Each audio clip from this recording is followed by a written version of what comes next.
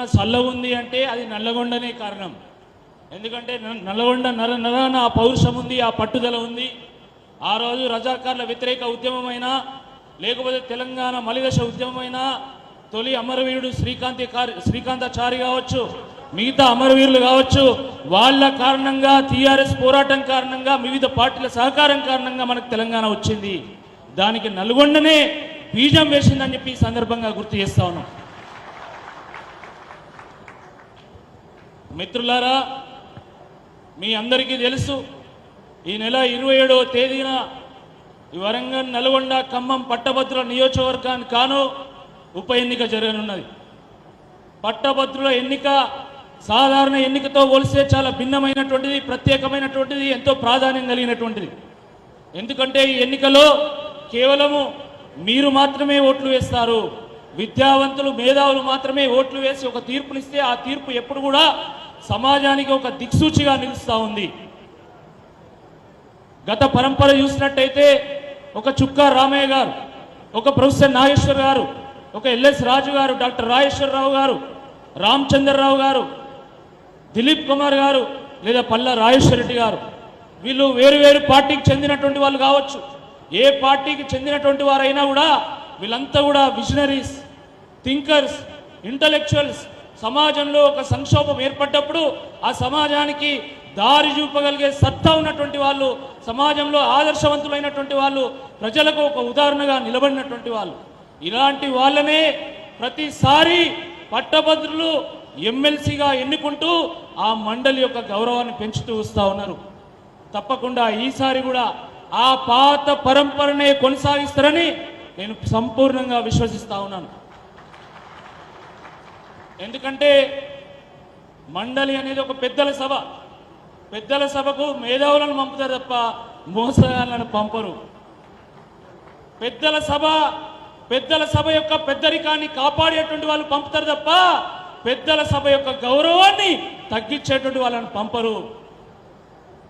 పెద్దల సభలో బూతులు మాట్లాడి పెద్దల సభను కాస్త బూతు సభగా మార్చేటువంటి వాళ్ళను అస్సలు పంపరు అని చెప్పి ఈ సందర్భంగా గుర్తు చేస్తాం.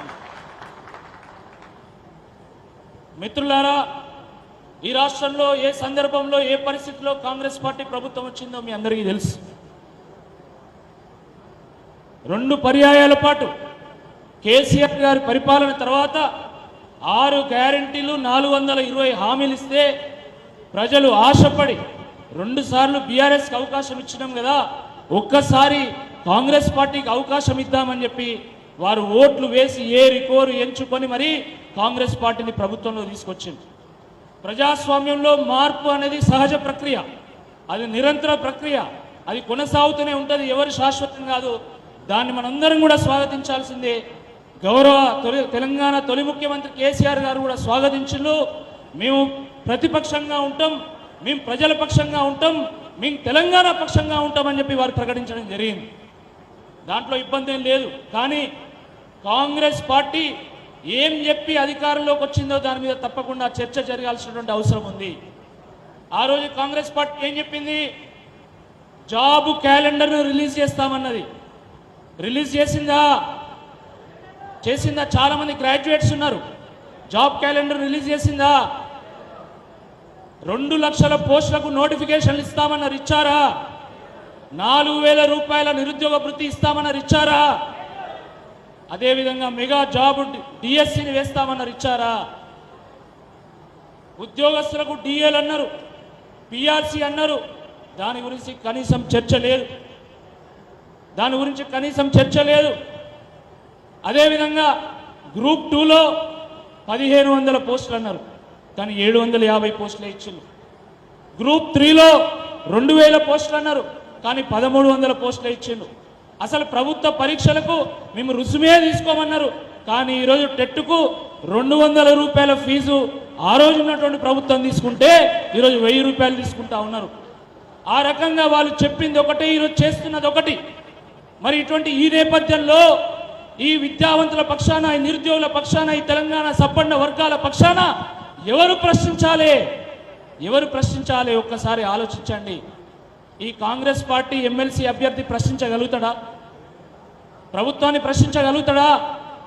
నిలదీయగలుగుతాడా, నిగ్గదీయగలుగుతాడా? మరి అలాంటి వ్యక్తి రేవంత్ రెడ్డి గారిని ప్రశ్నించి కాంగ్రెస్ పార్టీలో ఒక్కరోజైనా ఉండగలుగుతాడా? లేదు. మరి ప్రశ్నిస్తే ఎవరు ప్రశ్నించాలి?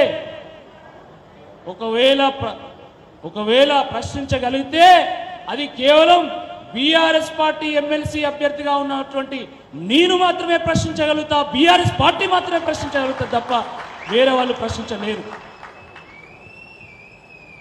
మిత్రులారా, ప్రజలు కోరుకొని మరి కాంగ్రెస్ పార్టీని ప్రభుత్వంలో తీసుకొచ్చింది కాబట్టి ఒకవేళ కాంగ్రెస్ పార్టీ ఎమ్మెల్సీ అభ్యర్థి ఓడిపోయినా ఈ ప్రభుత్వానికి వచ్చేటువంటి ముప్పేం లేదు. ఈ ప్రభుత్వం 5 ఏళ్ళు కొనసాగుతుంది. సరే, మధ్యలో వాళ్ళు అనుకొని వాళ్ళు ప్రభుత్వం కూల్చుకుంటే అది వాళ్ళ కర్మ. కానీ ఈ ఎన్నికల్లో ఓడిపోవడం వల్ల కాంగ్రెస్ పార్టీ ప్రభుత్వానికి వచ్చేటువంటి ముప్పు ఏమీ లేదు. ఒకవేళ బీఆర్ఎస్ పార్టీ ఎమ్మెల్సీగా నేను గెలిస్తే తప్పకుండా ఈ విద్యావంతుల పక్షాన, నిరుద్యోగుల పక్షాన, తెలంగాణ సబ్బండ వర్గాల పక్షాన, బీఆర్ఎస్ పక్షాన, తెలంగాణ పక్షాన గొంతెత్తి గలమెత్తి పోరాడి తప్పకుండా ప్రజలకు న్యాయం చేసేటువంటి బాధ్యత మేము తీసుకుంటాం.